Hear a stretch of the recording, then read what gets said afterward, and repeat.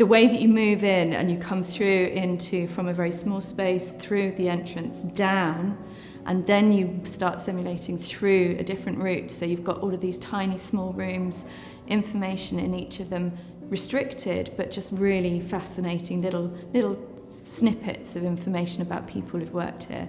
And then you go through into the next room, and then it opens up again, and then it comes back down small again. So because of the opening and the closing of the spaces, it feels even larger than it does even just walking around. I think people should come and see this exhibition because I don't think anyone knows about the story, the true story of what goes on at Bletchley Park. Everyone knows about the hero story, about the code breakers, but this is incredible when you see how many people are involved in this. And I don't know how you managed to hide so many people in that period of time as well. It is truly incredible. You really must come and see this exhibition. More than anything else, I think, that's been here. I thought it was quite hard to beat the D-Day exhibition a few years ago, but this is something different.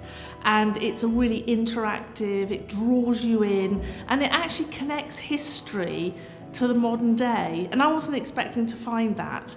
And I think it's just incredibly exciting.